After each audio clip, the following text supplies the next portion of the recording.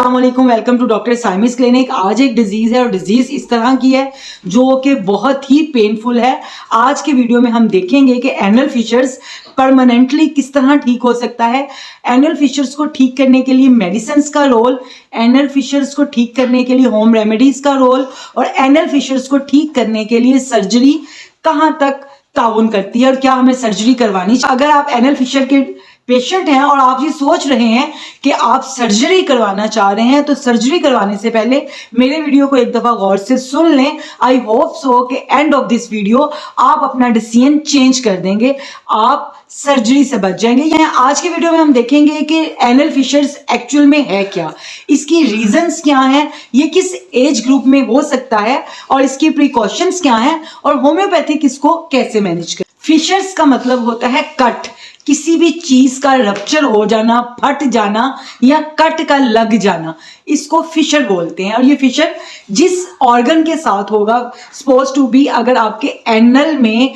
Fishers आ गए हैं, यानी एनल जो है आपका वो कट गया है और उस कट की वजह से वहां पर ब्लीडिंग है, उस कट की वजह से वहां पर डीप पेन है, उस कट की वजह से वहां पर फिशूला बन चुका है, उस कट की वजह से वहां पर पस बैग बन चुके हैं और आप एक पेनफुल प्रोसेस से गुजर रहे हैं कि जब आप अपना स्टूल पास करने के लिए जाते हैं तो स्टूल पास करने के दौरान आपको इंतहा दर्जे की पेन होती है और बाज दफा स्टूल पास करने के 1 घंटे बाद तक भी जो आपका दर्द है वो जारी रहता है। फिशर की डेफिनेशन के बाद अब हम देखते हैं कि ये किस एज ग्रुप में हो सकता है। तो एनल फिशर होने के लिए किसी उम्र की जरूरत नहीं है। ऐसा इंसान जो कि कॉन्स्टिपेटेड हो, जिसको कॉन्स्टिपेशन बहुत ज्यादा हो जाती हो, जिसका लाइफस्टाइल जो है बहुत ही ज्यादा लग्जरी हो, जो लेक ऑफ एक्सरसाइज पर्सन हो, जिसको एक्सरसाइज करने में कोई दिलचस्पी ना हो, वो किसी एज का भी हो, उसको एनल फिशर्स हो सकते हैं। एनल फिशर होने के रीजंस क्या क्या है, अब इसके हम रीजंस को देख लेते हैं। इसका फर्स्ट और मेन रीजन जो है वो कॉन्स्टिपेशन है। जब आपको कॉन्स्टिपेशन होती है, आपका स्टूल जो है वो बहुत हार्ड और हैवी और लार्ज क्वांटिटी में होता है, तो स्टूल पास करते वक्त आप जब प्रेशर अप्लाई करते हो तो उस प्रेशर की वजह से आपका एनल जो है वो रप्चर हो जाता है, उसमें टीयर आ जाता है, वो फट जाता है, तो वो आपको बहुत शदीद ब्लीड करता है। इसका जो नेक्स्ट रीजन है वो आपका लेक ऑफ एक्सरसाइज है, आपका लग्जरी लाइफ में रह के एक्सरसाइज को बिल्कुल इग्नोर करना है।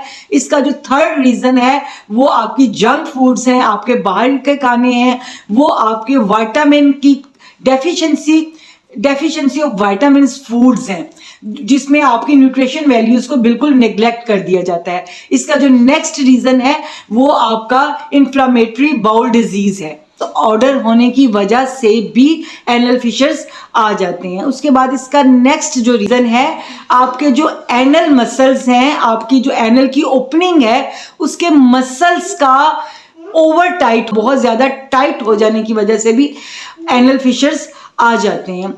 फिशर्स अगर आपको बहुत ज्यादा डायरिया है, फ्रीक्वेंट डायरिया है और वो डायरिया की वजह से आपको डिहाइड्रेशन हो रही है, तो इस रीजन से भी आपको एनल फिशर्स हो सकते हैं। अब हम इसके रिस्क फैक्टर्स को डिस्कस कर लेते हैं कि एनल फिशर्स के रिस्क फैक्टर क्या हैं। First of all, anal fissure मैं पहले भी बता चुकी हूँ कि ये कोई जानलेवा बीमारी नहीं है। ये कैंसर, टीबी की तरह, हाई ब्लड प्रेशर, डायबिटीज की तरह बहुत ही प्रलॉन्ग चलने वाली बीमारी बिल्कुल भी नहीं है। ये एक्यूट एंड क्रॉनिक दोनों कंडीशंस में होती है।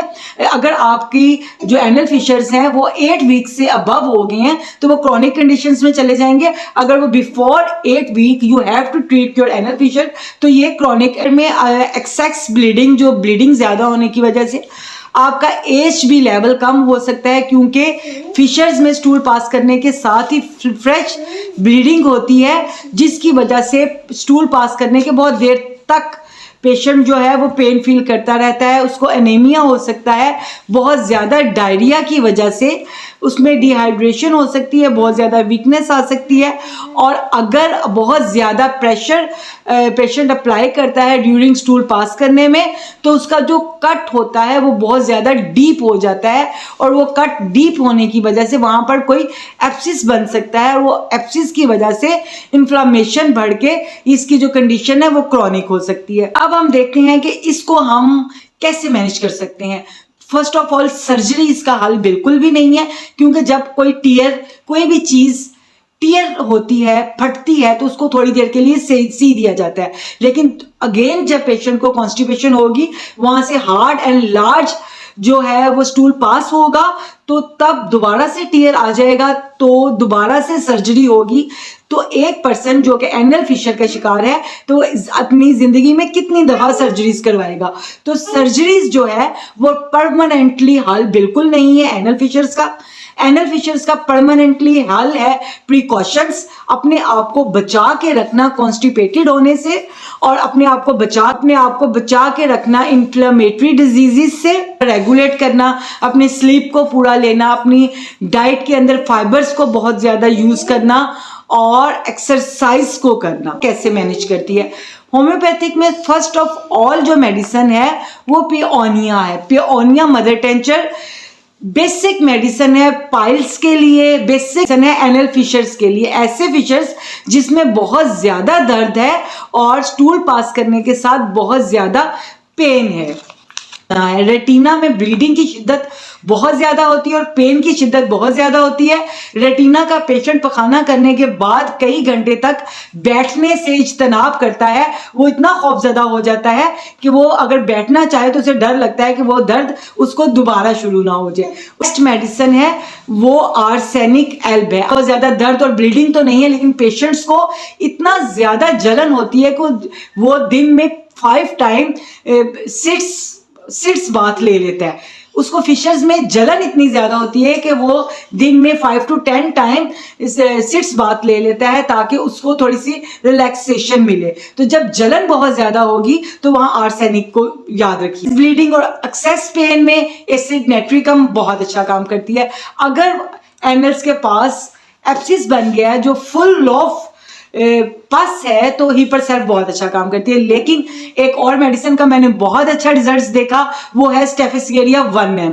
मेरे पास जब भी एनल फिशर के पेशेंट आए और वो इतने तकलीफ में आए कि उनसे झुकना और बैठना और बात करना मुश्किल हो रहा था कि उसकी जो पेन की कंडीशन थी वो उसके फेस पे आ गई थी। लेकिन मैंने पेशेंट को रात को सोते वक्त स्टेफिस्केरिया 1M की 1 डोज दी और सुबह उठ के बहुत सारे पेशेंट्स ने मुझे आके बताया कि डॉक्टर साहब सुबह उठते ही मैजिकली वो तमाम पेन जो है वो खत्म हो गई। ये स्टेफिस्केरिया 1M का बहुत अच्छा रोल है। और अगर आप स्टेफिस्केरिया 1M को रिपीट आप आफ्टर 15 डेज करेंगे तो आप स्टेफिस्केरिया को 30 में यूज कर सकते हैं। आई होप सो कि ये इन्फॉर्मेशन आपके लिए बहुत बेनिफिशियल होगी। अगर आपको लगता है कि इंफॉर्मेशन अच्छी है तो मेरे चैनल को लाइक कर दीजिए, सब्सक्राइब कर दीजिए। इंशाल्लाह मिलते हैं नेक्स्ट वीडियो में नेक्स्ट डिजीज के साथ। तब तक के लिए अल्लाह हाफिज। पाकिस्तान जिंदाबाद।